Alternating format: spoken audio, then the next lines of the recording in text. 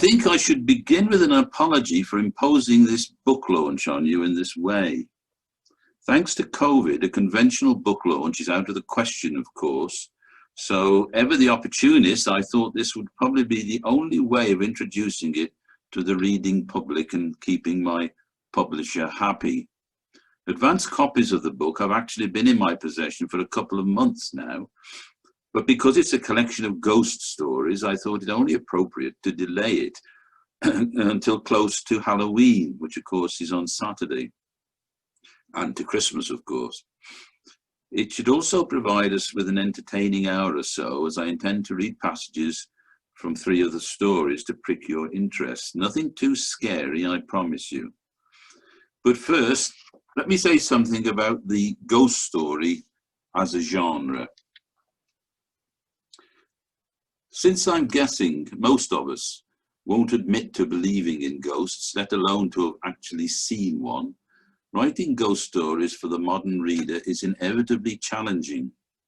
There's surely too much neon light in the world, perhaps too much CCTV for ghosts, shades, spectres, wraiths, call them what you will, to plausibly inhabit our 4 dimensions.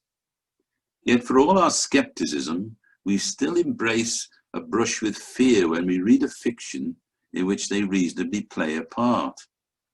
Often mendacious, though of course at one remove from our log fire, glass of sherry and comfortable armchair. In other words, dare I say it, keeping their social distance from everyday life. When Susan Hill's wrathful ghost in The Woman in Black suddenly appears in the dead of night, nose to nose in the face of a terrified Arthur Kipps, we jump out of our skins, at least I did. And who can forget the ghost of Peter Quint, a repository of pure evil, seen suddenly outside the window preying on the young boy, or spotted on the ancient piles battlements in Henry James's Turn of the Screw.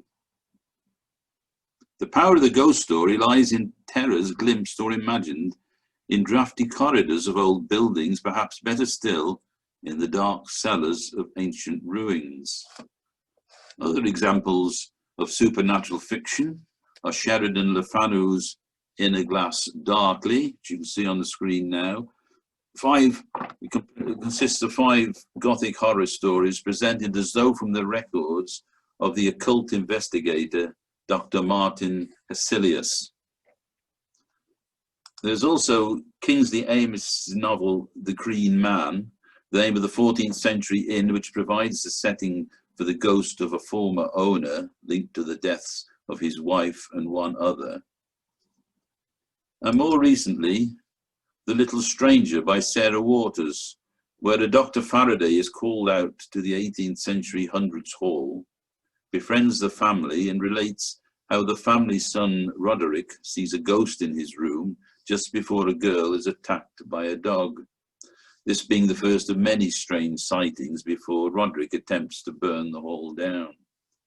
And that's just the beginning, in case you think I'm spoiling it for you. I would never do that.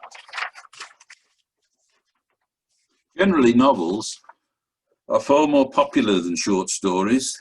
Collections of short stories have always been a hard sell. And because novels are usually much longer, it's not easy to sustain tension and a willing suspension of disbelief over, say, 350 pages or so. On the other hand, the tightness and necessary economy of the short story is an effective straitjacket. A Christmas Carol, for instance, and The Signalman, both by Charles Dickens. Then there's the famous M.R. James stories, Whistle and I'll Come to You, perhaps the most famous.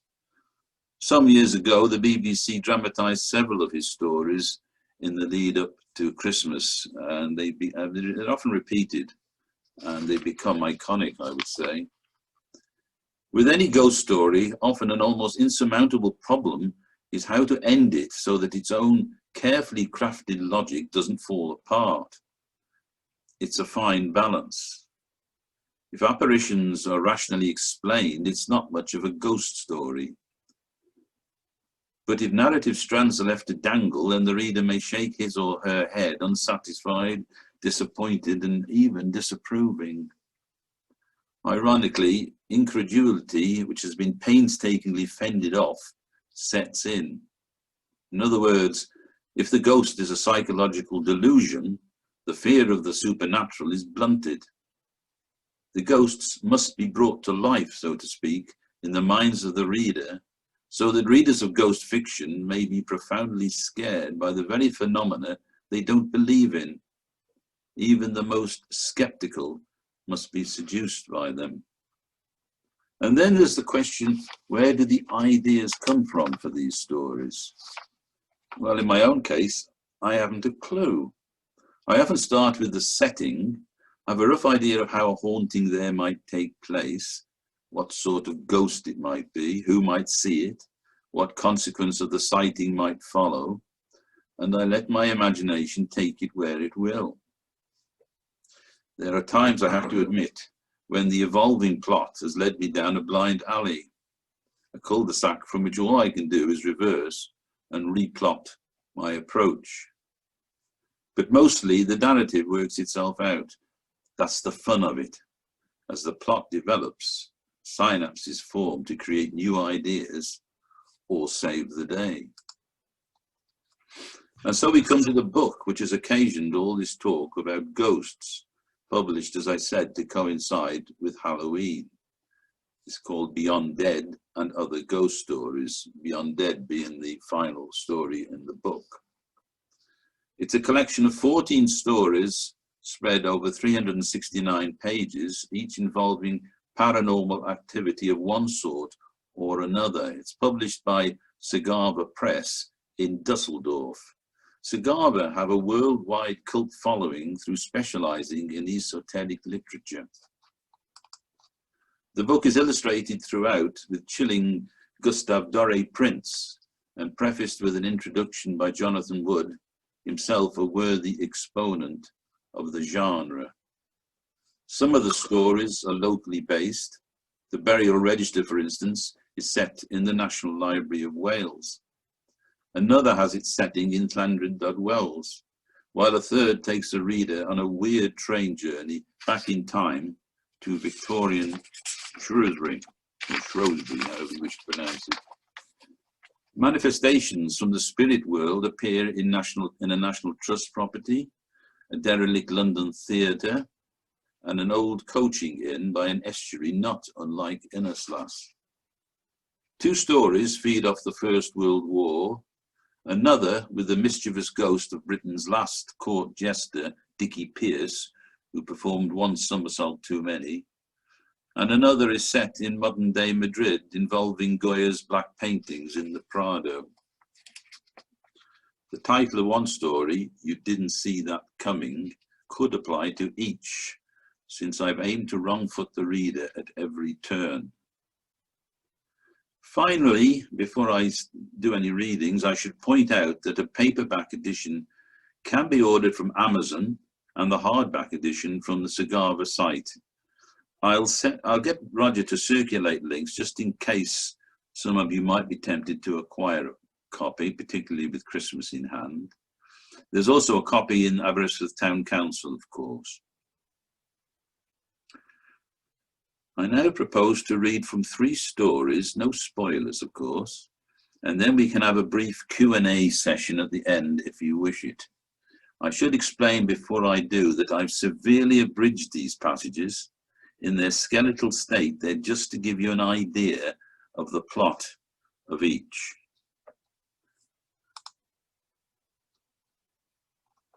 Something gone wrong with my...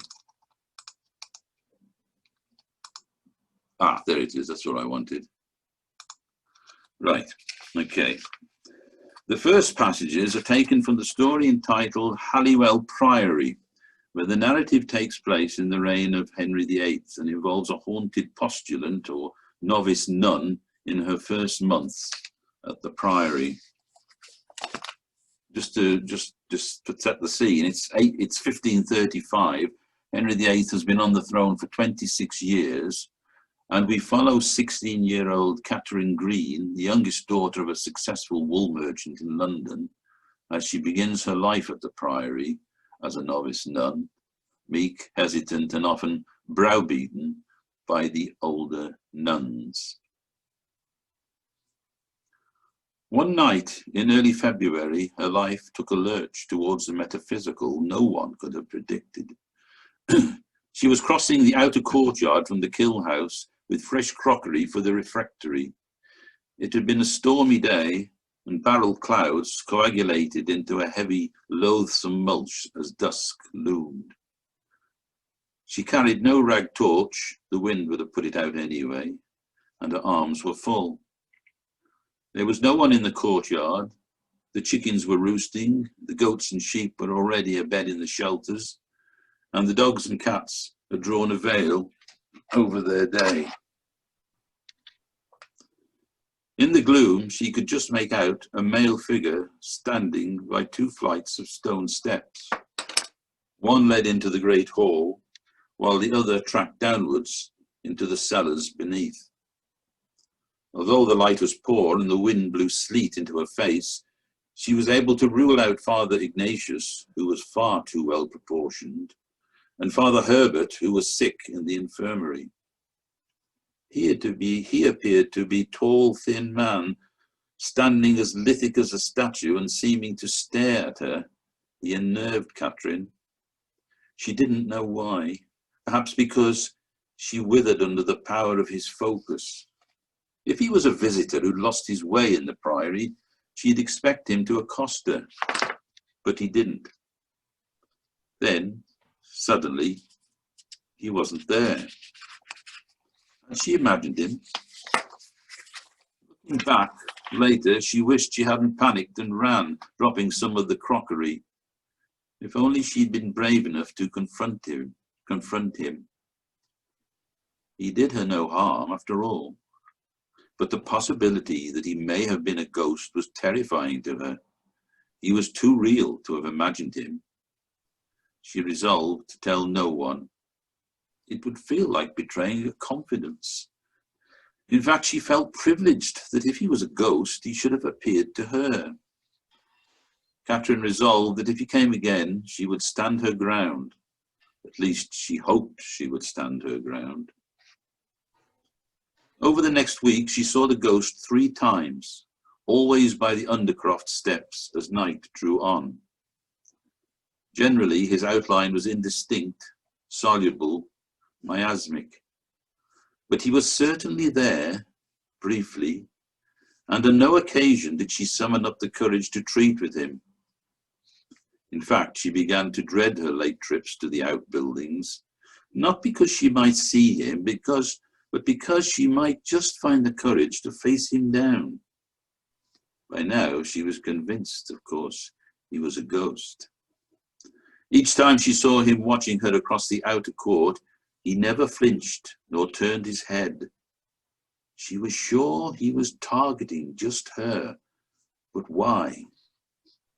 And when, after those 3 sightings, he failed to appear for several days, she almost felt a sense of loss. So that when he was next there, in the same place, at the same time of evening, she was relieved enough to walk towards him, slowly but resolutely. It was a frosty evening. A clear sky delayed the night. A bird, owl, or raven flew low between them, making her flinch. The ghost was bareheaded so that the moon stroked his black hair. He was dressed in a hip-length black woolen doublet fastened up to the neck, dark hose and a short sable cape which drifted off his shoulders. As she drew close, her heart raced so fast it seemed impossible it would remain in her ribcage. Within 6 feet of him, she stopped. Fear left her. He was only a boy, about her age, with a burnished face, honest and open. Moonglow stole his cold eyes and blessed his high brow. And when he smiled, his beauty radiated an intensity which delayed her next breath. Immediately, Catherine was overwhelmed by the implausible feeling that she somehow knew him, had known him before, somewhere. After some moments, his smile braced her, and she stopped shaking. Instead, despite the cold air, she burned with the ecstasy of being in his presence. What strength she could muster slipped from her legs, and she dropped to her knees on the stony earth. Yet in that instant, he was gone, and she wept. How long she knelt there sobbing, she hardly knew, when the powerful arms of Jenkin the servant lifted her to her feet. Well, that's the end of that passage. I'm going to read another passage in a minute, it's a bit later on, but there are other things going on in this priory, contemporary things with regards to the dissolution of the monasteries. Cromwell sends his men there to take an inventory of the nuns' possessions, and the nuns are busy trying to outwit these men and hide their plate, the silver plate, etc. So that's going on in the background. But as regards the ghost, he appears again, this time in her cell. So I begin reading again now. She had retired as usual after the evening meal following Compline prayers. As was her custom, she read the Bible for a time by candlelight, made her peace with Our Lady, and settled down to sleep. The dormitory building was quiet, but for the scrabbling of rodents in the straw and the soughing of the wind through starlit crevices in the roof thatch. She slept fitfully, often waking to reshape herself on an unforgiving mattress. Each time, achieving new comfort, she fell asleep again immediately. Except for one time, when her eyes opened wide into the dark interior of her tiny cell. Something was not as it should be. She propped herself on her elbows and listened, hearing nothing, but intuiting a misalignment of the room's atmosphere. Then a cloud passed, allowing a striking bolt of moonlight into the room through her tiny window, and there he was, at the foot of her bed, her ghost. His large eyes aglow. They pinned her to the mattress. But he was smiling, and his smile quelled any desire to scream, so that she could only marvel in silence at his comeliness, her adoration swelling the joy of being in his presence again. Though heresy to think it, in that moment he was her Apollo. Or was he an angel? Was this a visitation? She wondered, as the ability to frame rational thought returned. "Who are you?" she asked timidly, so as not to frighten him as she might a fawn in a forest. But he just smiled back. "Won't you tell me your name?" Again, there was no response, no indication that he even understood her. She tried some cobbed Latin. "Quis es? Quae vocati estis?" But still the ghost only smiled in silence, apparently in no hurry to leave. On the contrary, he sat down on an upturned box against the wall, which she sometimes used as a table, and appeared to sleep. After a short time, she tried him again, all fear having vanished. "Do you watch over me?"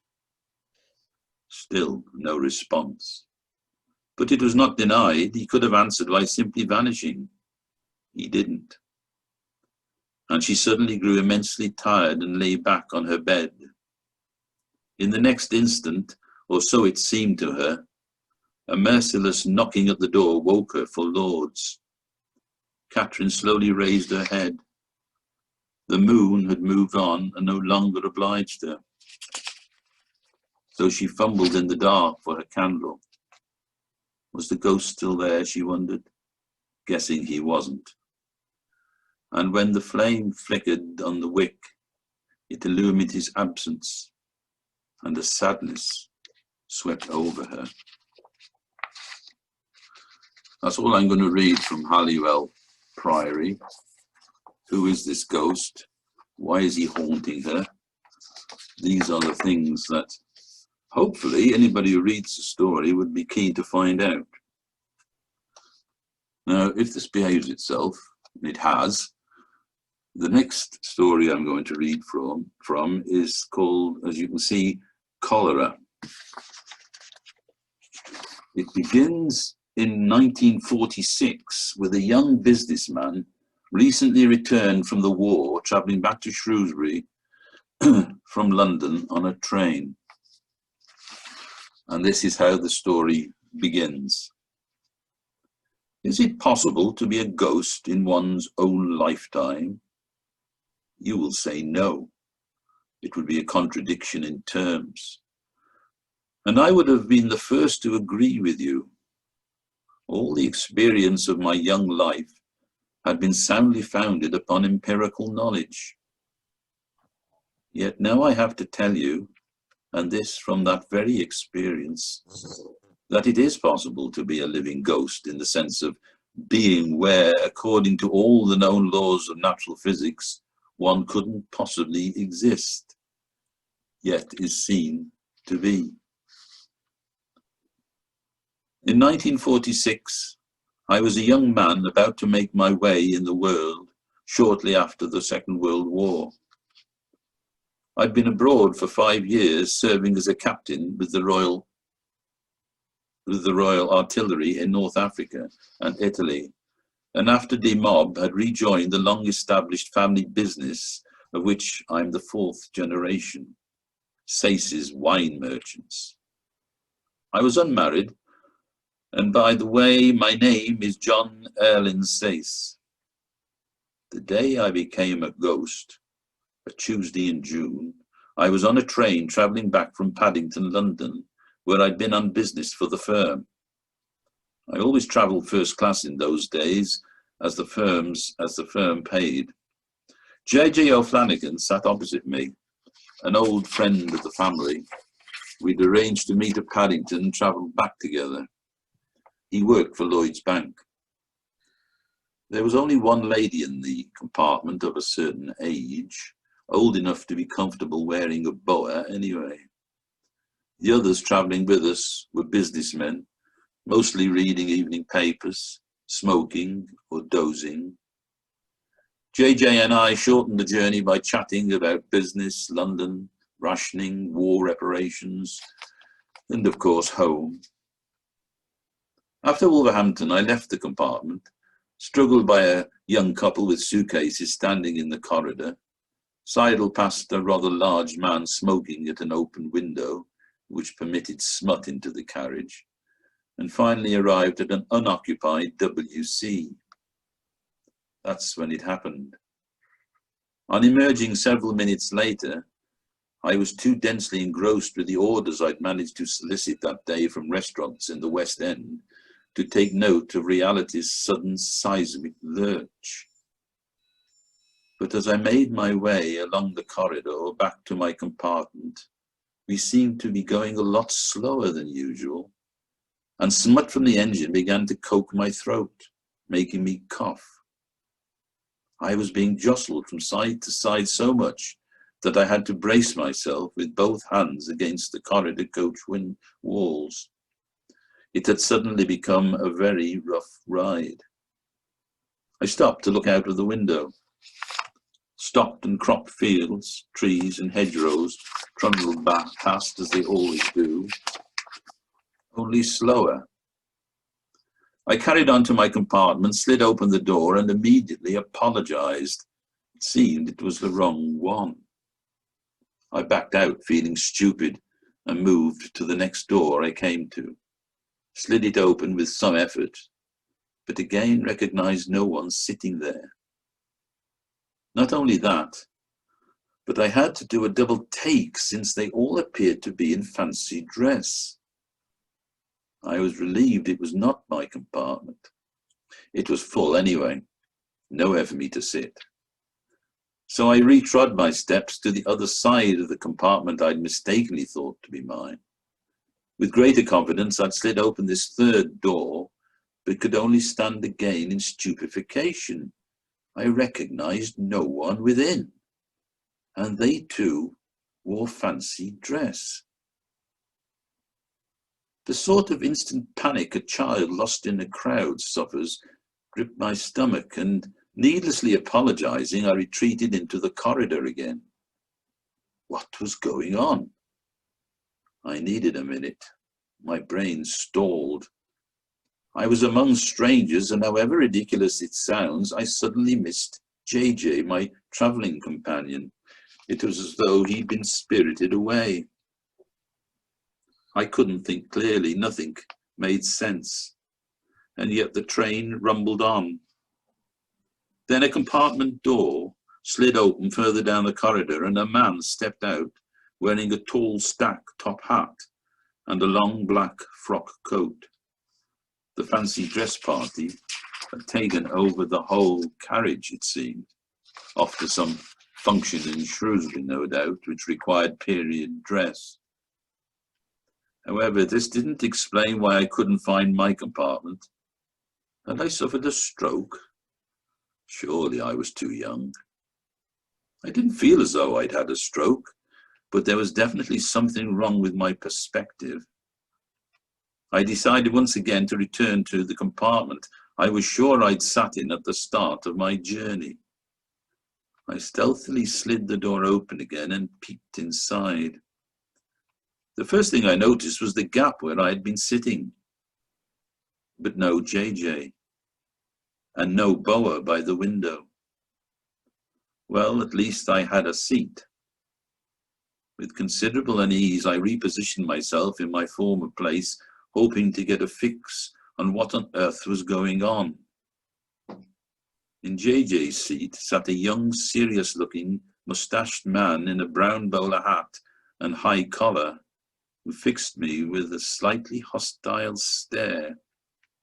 I nodded to him, but without response. The man sitting diagonally opposite the window I took to be a minister or parson. Like the man in the corridor, he had heavy sideburns and wore a dark frock coat and prelate's hat.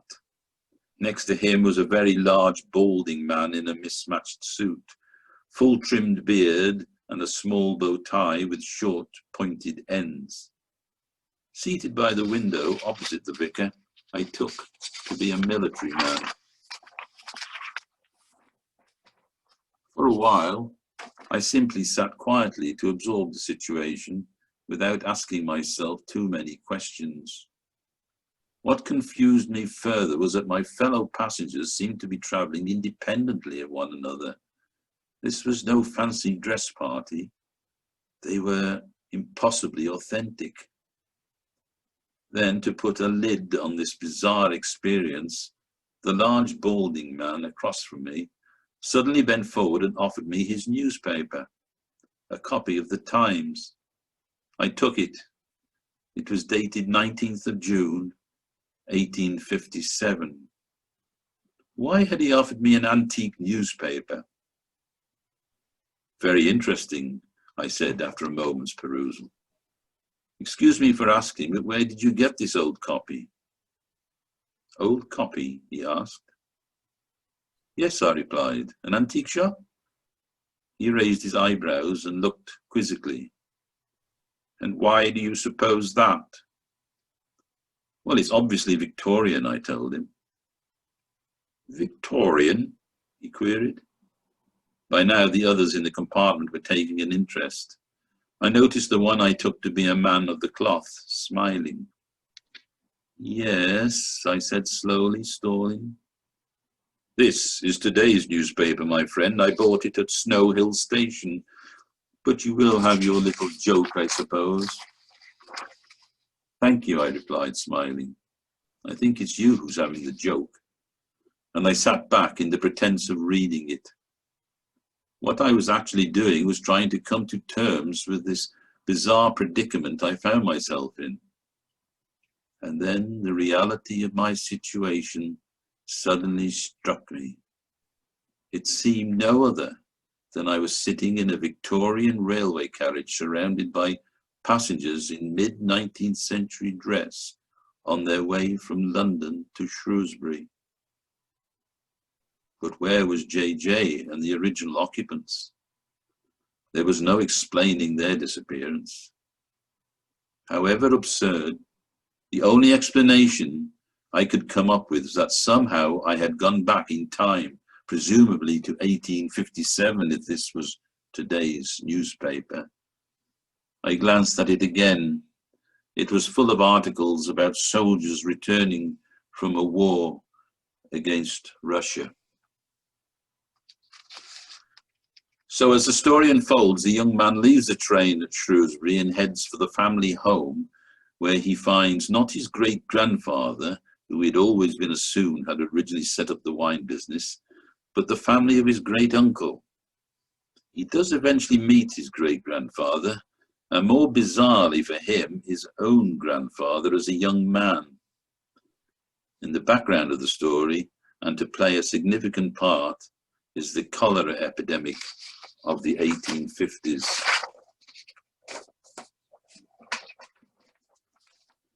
Finally, I'd like to read to you a couple of passages from The Lazarus Ghost. The Lazarus Ghost is set in a derelict theatre in London being renovated by the students of a local drama school so that they can rehearse and perform there.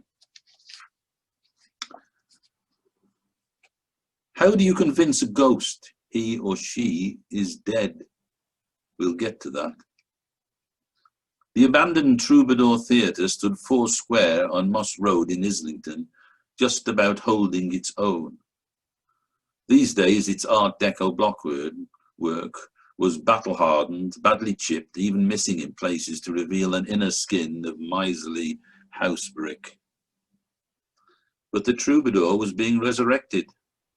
Those who assisted in its second coming suggested changing its name to the Lazarus. And so, in its new incarnation as an acting venue for drama students, it was thus renamed. The Dream College of Performing Arts had taken a 20-year lease on the building, on the understanding that they entered it as it was. That meant a tremendous amount of interior renovation work, most of it to be undertaken by the students themselves. When Alpa and Hermia, first-year students, first went there to help with the renovations, work had been going on for 12 months. All hands on deck. Part-time painters, carpenters, sewers and fixers. One late evening, Hermia and Alpa were the only students left in the theatre. They were on the stage giving impromptu performances to an empty but appreciative auditorium. Suddenly, Hermia grabbed Alpa's arm. "There it is again," she said, frowning. "What?" "That voice. Do you hear it now?" Alpa strained to hear. There was something. "It's a dove cooing," he said eventually. Hermia continued to listen without responding. "No, it's the timbre of a man's voice," she said, "almost inaudible. It seems to be coming from, well, everywhere, as if we're somehow standing in the middle of it, if that's possible." "It's not a man talking," said Alpa. "If it is, where is he?" They strained to hear again. And eventually Alpa had to agree that the strange sound did betray the rhythms of natural speech. "It's very odd, I'll give you that," he said after a while. "It's what I heard yesterday," she said. "There. Did you hear that? Tail. The word tail. And what sounds like soul. And blood. Definitely blood. I heard the word blood." "I heard blood too," agreed Alpa. They continued to listen in silence, looking about them, unable to source the words. "Flesh and blood," Hermia suddenly blurted out. This is seriously weird. Do you think the theatre's haunted? No idea, said Alpa, listening intently. Then, list, list, list. Yes, list, list, list, agreed Hermia. That's what I'm hearing. Is the voice or whatever it is reciting? Could be. Sounds like a monologue, all right. How wonderful, Hermia whispered. Perhaps we're listening to a performance on this very stage, but from eons ago. You mean somehow absorbed into the fabric of the place? Have you heard of the stone tape theory? Asked Alpa. No. Well, the idea is that hauntings are mental projections recorded on matter such as rock or stone, anything really, and replayed under certain conditions, a bit like a tape recorder. That's ridiculous, Hermia scoffed. As if you can record anything on stone. Hermia went quiet, listening. The slow, breathy tumble of words paused every now and again, some clearer than others. After listening for about 10 minutes, repeating to each other words they recognized, there was little doubt in their minds that they were listening to a dramatic speech, though whether human or not was quite another question. I reckon this theatre is haunted, Hermia eventually announced with some confidence, and we're listening to a long-dead actor playing a part in a play. But which play? Alpa queried. Ah, there's a fun thing, continued Hermia. What we should do is write down all the words we recognize and try to identify the role. So they made a list which consisted of 12 words: tail, blood, soul, flesh, list, night, fires, foul, crimes, prison, quills, and stars. Though they were unsure about quills, night, and foul, which they agreed could have been kills, nigh, and fail. It's not much to go on, said Alpa. Well, we'll come back again and listen some more.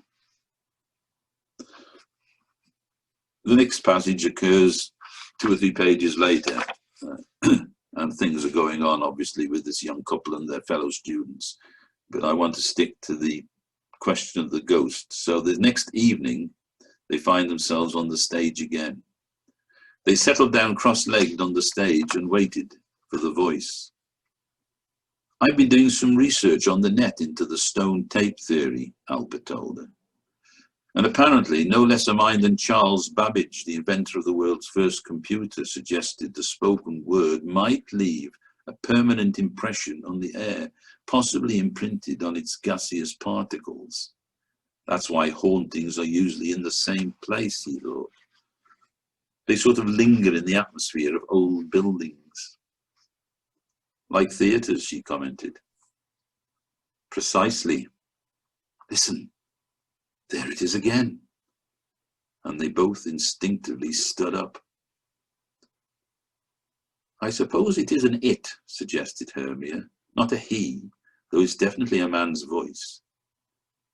Did you notice that it, or he, says the word list 3 times? List, list, oh list. Google it on your mobile. Type it in as a quote. See what comes up. Hermia complied instantly. Nothing, she said. Just endless guff about lists of lists. Try list with uppercase L. Still the same, she said after a moment or two. Okay. Ask Google what play does list, oh list come from? Alpa prompted her further. Hermia fed in the request. Nope, she said, nothing. How are you spelling the O? O-H, replied Hermia. Well, try it just as the letter O. Okay, here goes. Hamlet, she suddenly blurted out. It's from Hamlet. Awesome. No way, said Alpa. How cool is that? Hermia enthused. And you're seriously not going to believe this, but it's only the ghost speech from Hamlet. List, list, O list, if thou didst ever thy dear father love. Wow, from an ecstatic Alper, a ghost playing a ghost. What are the odds? I wonder how the voice would respond if one of us spoke the next line, the one Hamlet speaks, suggested Hermia. It wouldn't if it's a stone tape recording imprinted on the theatre's interior, the resonance of some hammy actor back in the day. But what if we did get a response, said Hermia, fired up. What indeed? We have to try it, she said. Then we'll have to come back tomorrow with the text. But to their frustration, the theatre was closed for the rest of the week because of health and safety issues following an inspection. And it was not until the following Wednesday it was reopened. Alper and Hermia went there straight after their training sessions and master classes and stayed on until they were the only two left. They were charged with locking it up, of course. They sat on the stage with their Hamlet copies open at the appropriate page. They decided, in the interests of being gender-specific, Alper should read the part of Hamlet once the voice had finished his list speech. Not 10 minutes had passed in silent expectation before the voice began. It projected robustly this time, as if delivered on the stage in front of them. Then came the cue line. List, list, O list, if thou didst ever thy dear father love. Clearing his dry throat, Alper responded with the next line, which consisted of just 2 words. Oh God. They waited, stared hard at each other. Neither breathed. Somewhere a mouse or rat grew impatient behind skirting.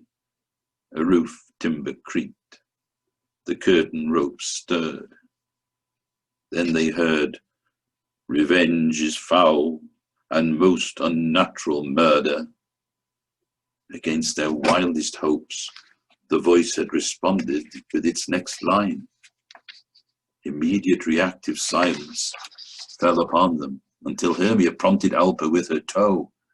He coughed, spluttered, and then read from the text his one word. Murder, the voice replied instantly. Murder most foul, as in the best it is. This was too much for Alper. Whoa, whoa, whoa, he said, throwing down his text and dashing from the stage.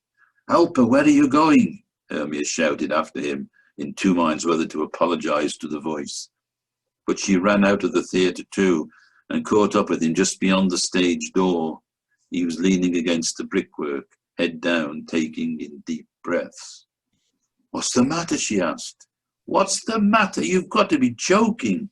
How weird was that? Playing Hamlet opposite a real ghost. A real ghost, for Christ's sake. Too much, man, too much. Can't get my head round that. And as the story progresses, they go on to engage with the ghost, who's under the impression he's still alive, living in his own time. They decide, rightly or wrongly, to dissuade him of it. But how?